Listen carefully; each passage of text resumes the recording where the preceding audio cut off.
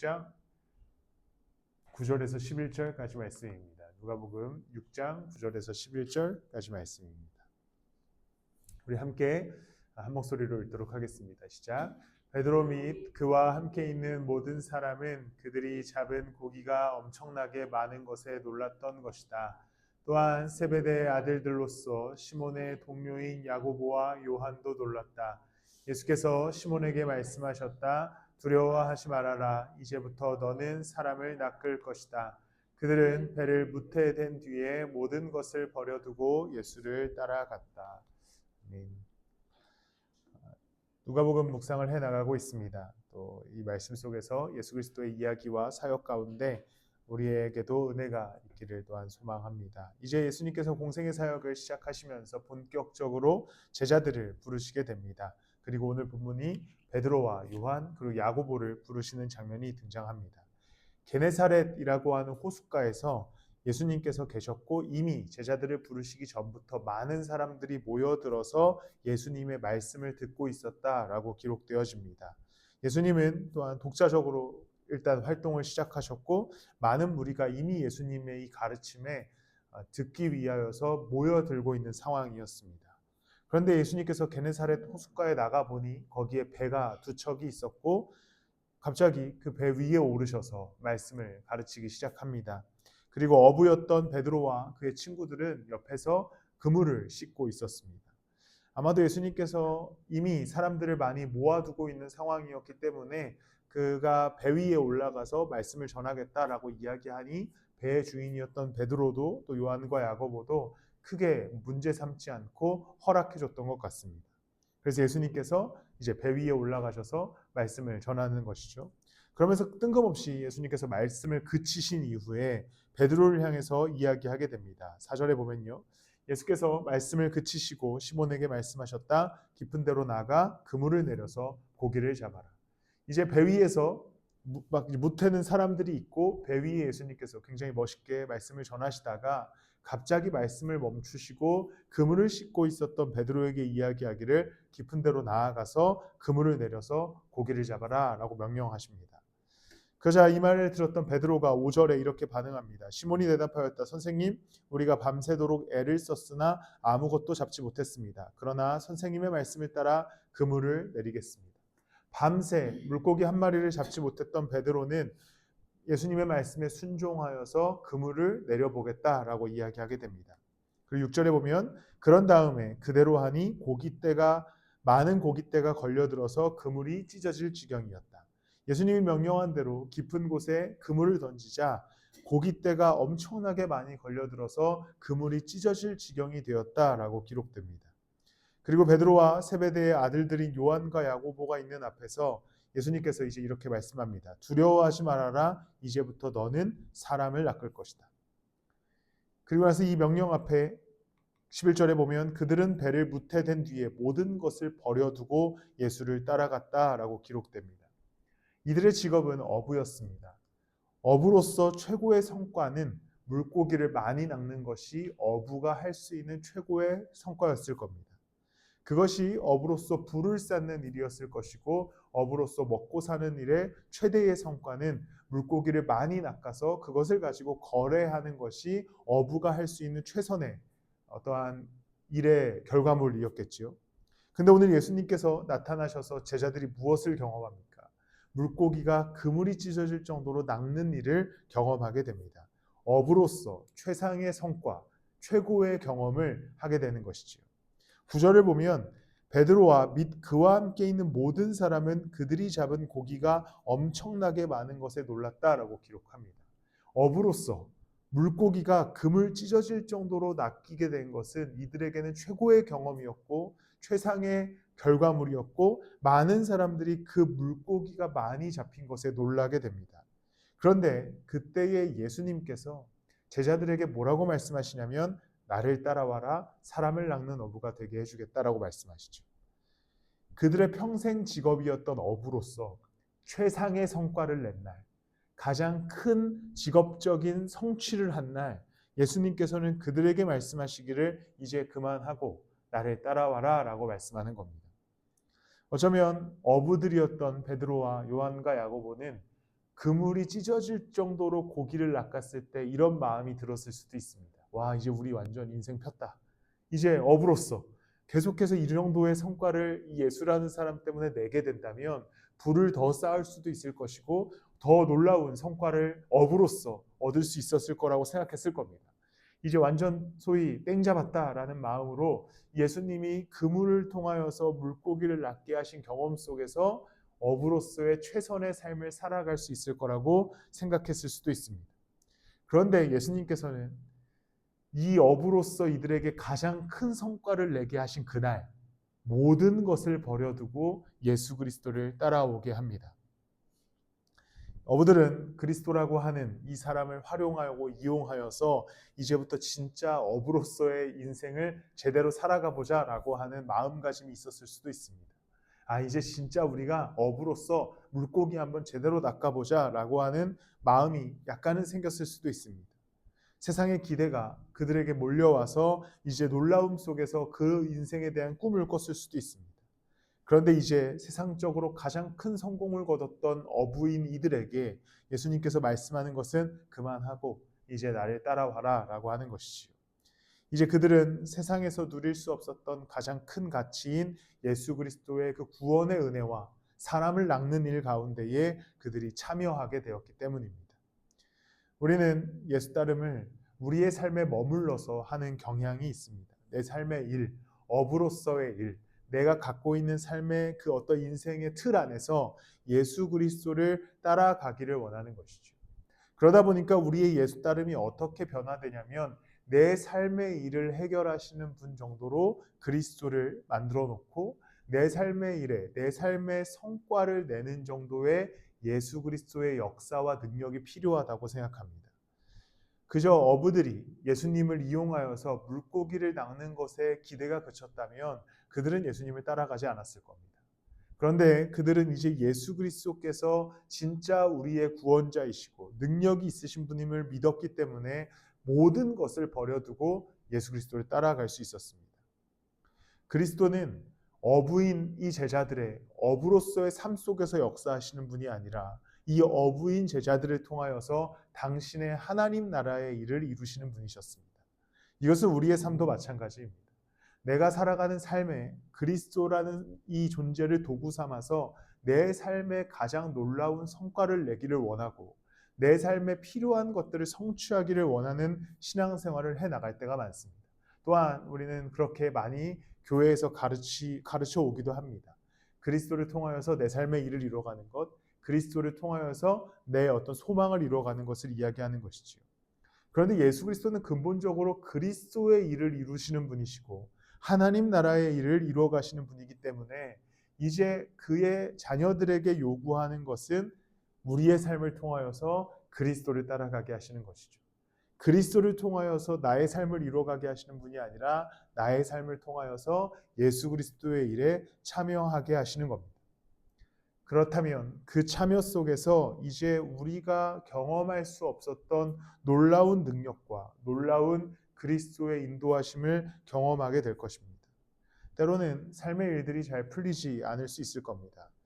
그러나 그리스도는 삶의 일을 풍성히 채워주기 위해 오신 분이 아니라 우리의 죄와 사망의 문제를 구원으로 바꿔주시기 위해 오신 분이기 때문에 우리의 삶의 문제가 당장은 잘 풀리지 않더라도 그리스도는 일하고 계심으로써 우리를 그 능력의 길로 계속해서 인도하여 주실 것입니다. 내가 기대하지 않았던 삶의 결과물들이 나올지라도 그리스도께서는 당신의 그 나라의 역사 속에서 더 놀라운 일을 참고 견디는 자들에게 경험하게 될 줄을 믿습니다.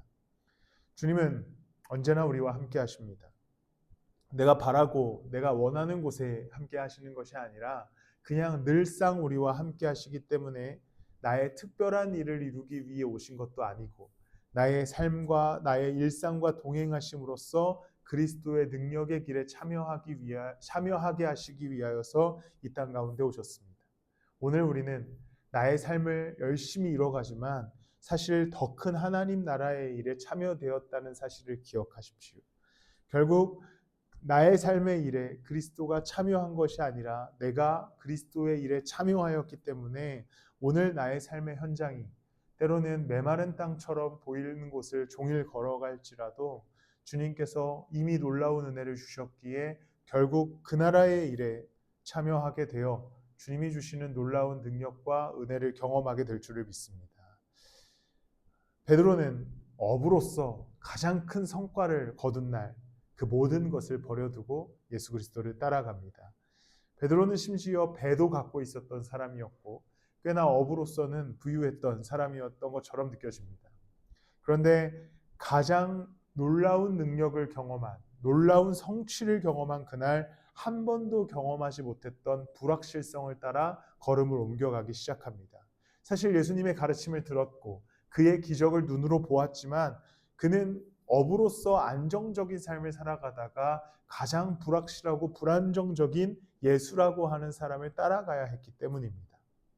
그러나 그는 그 불확실성을 따라 예수 그리스도를 따라가기 시작할 때 가장 확실한 그리스도의 은혜와 능력을 경험하기 시작합니다. 어부로서는 상상할 수 없었던 일들이 이제 베드로의 인생 가운데 펼쳐지기 시작하는 것이지요. 우리의 삶도 그렇습니다. 우리의 삶 속에서 예수 그리스도를 따라가는 것, 예배하는 것, 또 말씀을 쫓아가는 것 사실 다 불확실성 속에 있을 수 있습니다. 내 삶의 일보다 더 불확실한 것이 예수 따름인 것이지요. 삶의 일은 그래도 명확하게 내가 알고 있는 대로, 내가 이해하고 있는 대로, 내가 경험한 대로 살아가기 때문입니다. 그리스도를 따라간다는 것은, 예배를 드린다는 것은, 교회를 이루어간다는 것은 굉장한 불확실성 속에 있는 것과 같습니다.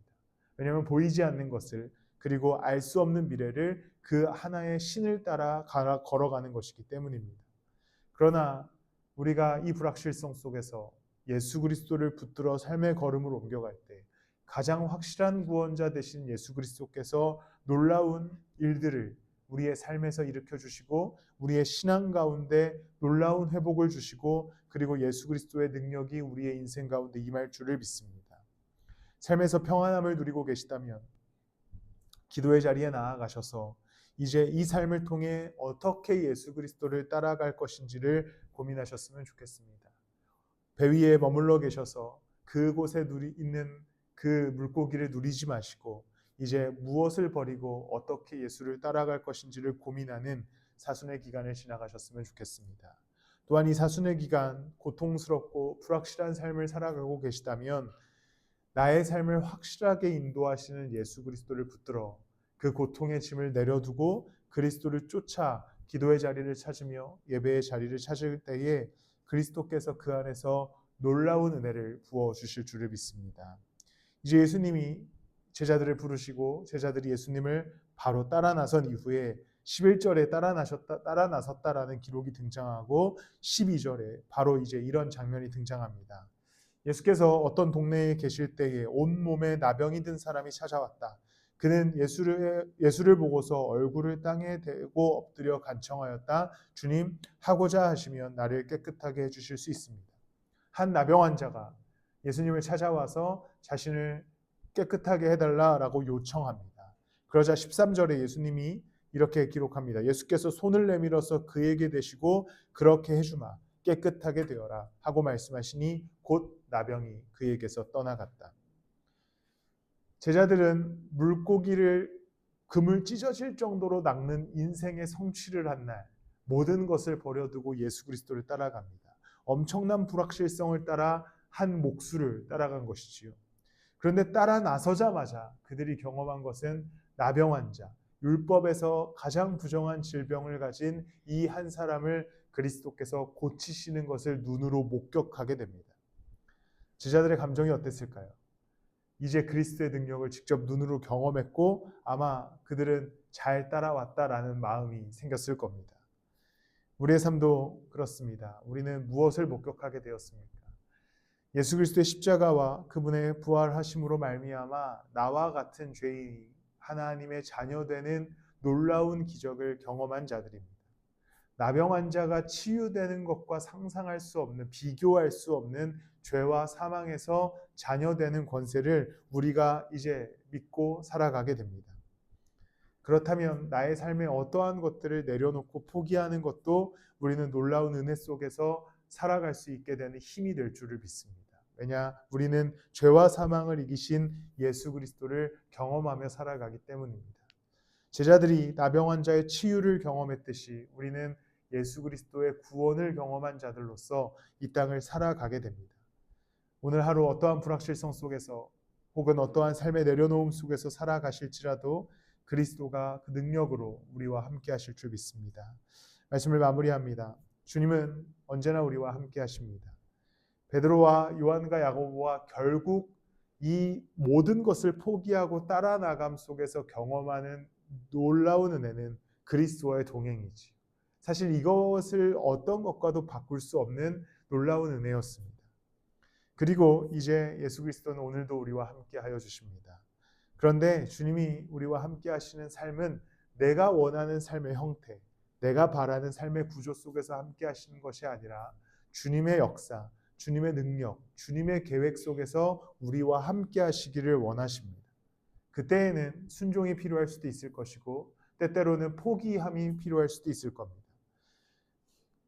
그리고 놀라운 걸음의 옮김을 우리 가운데 주님께서 요구하실 수도 있습니다. 그런데 우리가 그 순종함으로 또 헌신함으로 예수 그리스도를 따라 걸음을 옮겨가기 시작할 때 그때에는 내가 원하지 않았던 삶의 형태를 걸어가게 될지라도 가장 놀라운 예수 그리스도, 능력 되신 그리스도의 은혜를 경험하면서 삶의 걸음을 옮겨가게 될 것입니다. 기도의 자리를 찾을 때에 기도의 능력이 나의 삶에 살아 숨쉬게 될 줄을 믿습니다. 말씀을 찾아 나설 때에 말씀의 능력이 나의 삶을 변화시킬 줄을 믿습니다. 예배의 자리를 찾을 때에 그 예배 가운데 임하시는 성령의 능력이 우리의 삶을 쥐고 움직이게 하실 줄 믿습니다. 그렇게 오늘도 삶의 현장을 떠나 예수 그리스도의 길로 걸어가는 저와 우리 모든 성도들이 되시기를 예수 그리스도의 이름으로 축복합니다. 제가 기도와 축도로 예배를 마치고 각자 기도하다가 귀가하시겠습니다. 주님, 우리는 오늘도 나의 삶의 일에 성취와 성과를 위해 열심히 달려갑니다. 그러나 이 모든 삶이 예수 그리스도의 놀라운 계획과 진리 안에 있음을 잊지 않게 하여 주시고 예수 그리스도를 따라 걸어갈 수 있는 용기와 믿음을 허락하여 주시옵소서. 주님을 따라 나의 것을 조금 내려놓고 나의 시간을, 나의 마음을 내려놓고 예수를 따르기 시작할 때에 놀라운 은혜로 또 놀라운 주님의 그 영광으로 우리와 함께하여 주셔서 예수 따름의 기쁨을 회복하게 하여 주시고 그리고 그 안에 주시는 주님의 채우심을 경험하는 우리의 삶이 되게 하여 주시옵소서. 혹시나 우리가 메마른 땅을 걸어가고 있다면 주님의 은혜로 단비를 내려주셔서 회복되는 새벽 되게 하여 주시고 우리가 평안함에 거하고 있다면 주님께서 우리에게 요구하시는 걸음을 발견하는 새벽이 되게 하여 주시옵소서. 이제는 우리 주 예수 그리스도의 은혜와 하나님의 극진하신 사랑과 성령님의 내주도 동행하시며 감화 감동하심이 이제 각자의 배를 떠나 예수를 따라가기 원하는 우리들의 머리 위에 지금부터 영원토록 함께 하실지어다.